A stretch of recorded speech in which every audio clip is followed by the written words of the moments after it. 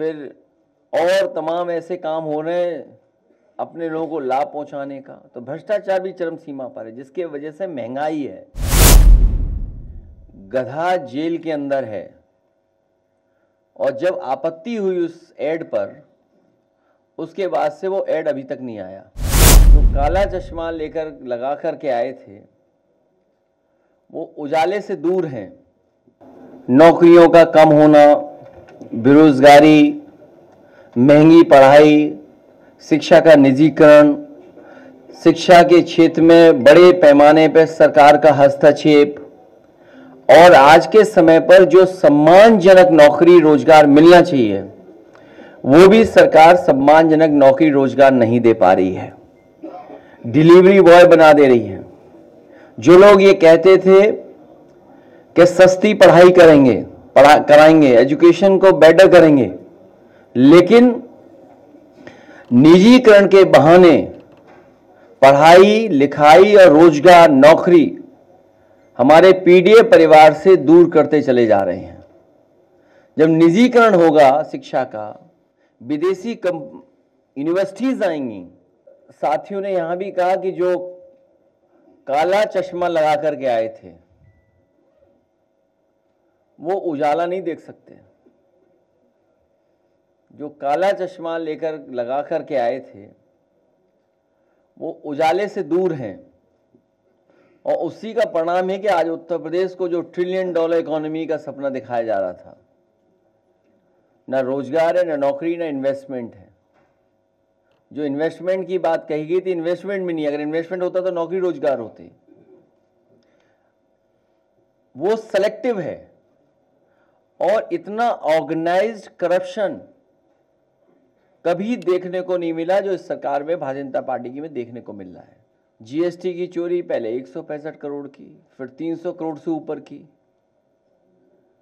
फिर और तमाम ऐसे काम हो रहे हैं अपने लोगों को लाभ पहुंचाने का। तो भ्रष्टाचार भी चरम सीमा पर है, जिसके वजह से महंगाई है। हमें उम्मीद है कि यही कार्यकर्ता सब मिलकर के गांव जाएंगे, संगठन बनाएंगे, बूथ स्तर पर काम करेंगे, और समाजवादी पार्टी को आने वाले समय में आगे बढ़ा करके सरकार बनाने का काम करेंगे। जो हर पार्टी ने पहले फैसला लिया कि आतंकवाद के खिलाफ, और आतंकवाद जड़ से खत्म हो, उसकी ब्रांचेस टूट जाएंगी तो फिर जड़ से आ जाएगा। इससे जड़ से समाप्त हो, हम लोग पूरी सरकार के साथ हैं। ये अनुपयोगी सरकार बनकर के आई है, अनुपयोगी। और अयोग्य सरकार है। जब डिजिटल की बात हुई तो साइबर क्राइम इतना क्यों बढ़ गया, या साइबर फ्रॉड क्यों बढ़ गया, या म्यूल अकाउंट्स क्यों इतने हो गए?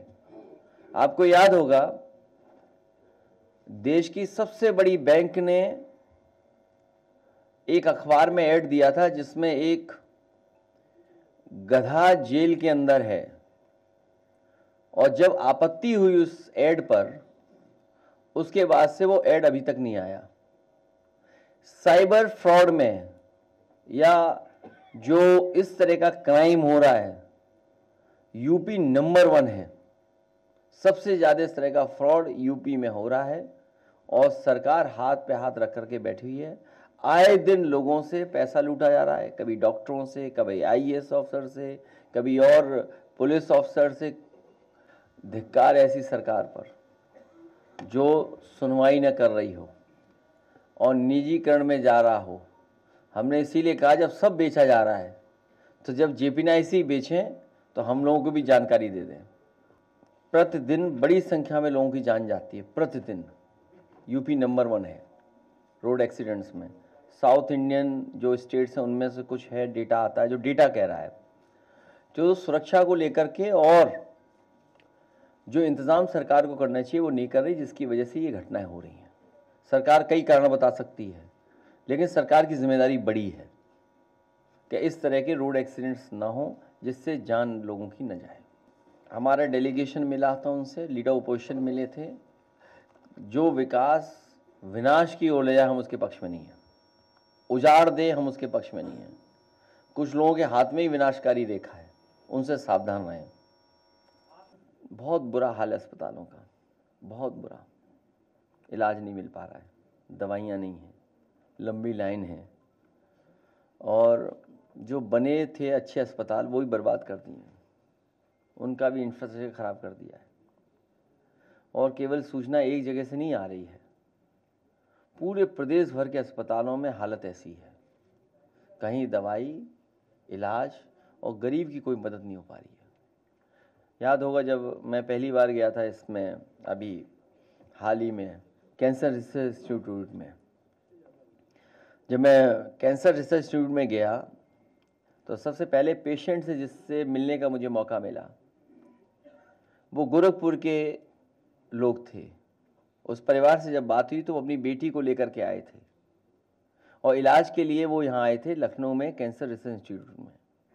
जो इलाज उनका है वो यहाँ पर हो रहा था। अब आप इसी से कल्पना कर सकते हैं कि मुख्यमंत्री जी के क्षेत्र से लोगों को इलाज के लिए लखनऊ आना पड़ रहा है, और जब हर दिन वह जनता दरबार लगता है, बहुत कम मुख्यमंत्री होंगे जिन्होंने अपने गृह जनपद पे दरबार लगवाए हों।